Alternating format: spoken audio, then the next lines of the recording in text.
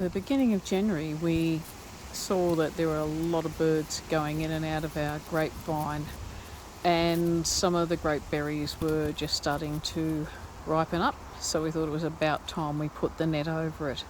So it's been close to a month since we did that, and we were sitting here this morning having a look at it. You know what it's like. We pulled the net off, we saw there were grapes, so we thought, right, let's pick them.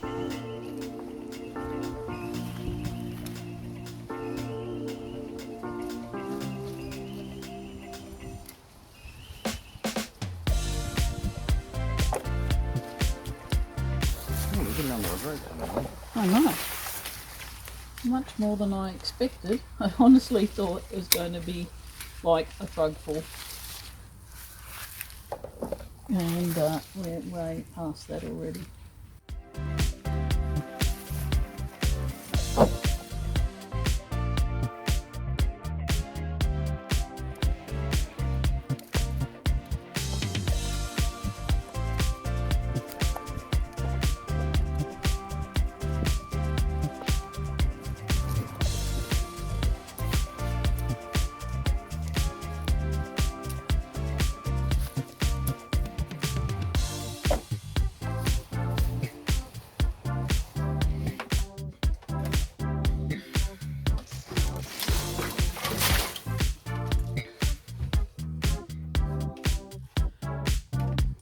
To be honest, at this stage I couldn't tell you how many kilos of grapes we've picked, and Steve was saying we probably don't need to wash them given that it's rained a lot, but from my perspective it's more about removing animals and other exciting things that might be in here, like this snail.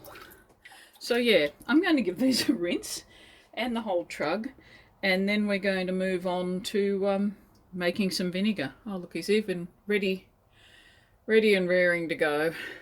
I'm more concerned about spiders. We often get a lot of little spiders in these things and they really don't backstroke very well. Do you want to weigh one of these plastic tubs so I can work out how much the grapes are? Okay, so absolutely stunned to discover that we've actually got here in total over 12 kilos of grapes, all washed, not too many bugs.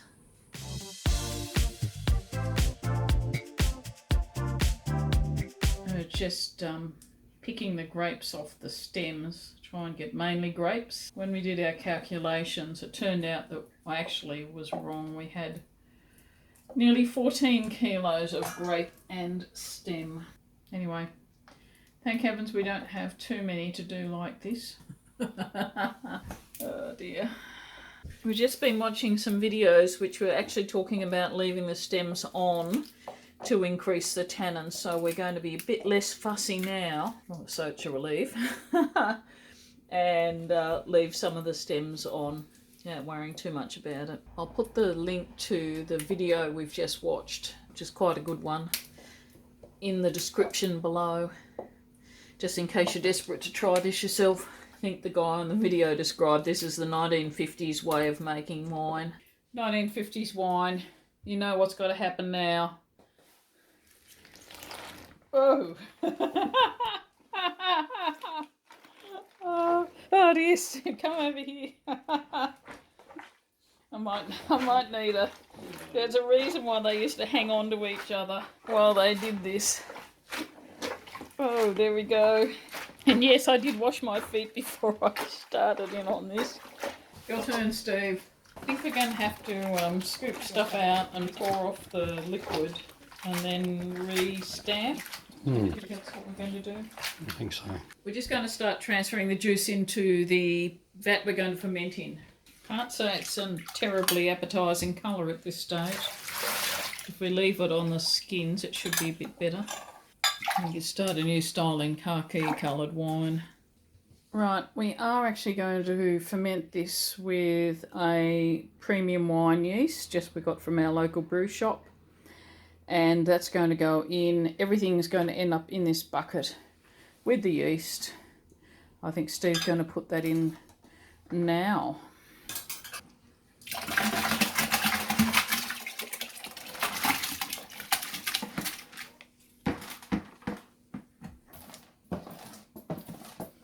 Smells really grassy at this point in time, which I suppose isn't that surprising given the grapes we've got. It'd be really nice if we could remember which variety they are. Not very sweet. I don't think that surprises us. We did wonder whether we should have left the grapes a bit longer. It'll only be a low alcohol, I'd say about 6% wine or something. 6%. Oh, that's not too bad.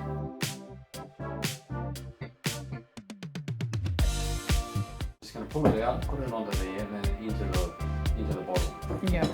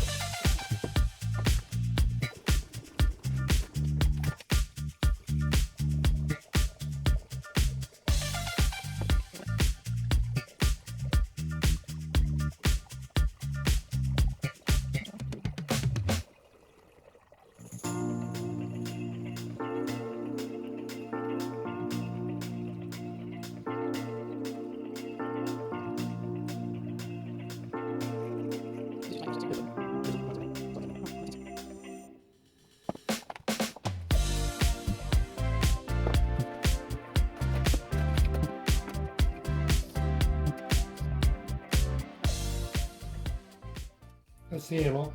When it'll clear, and we'll decant it again.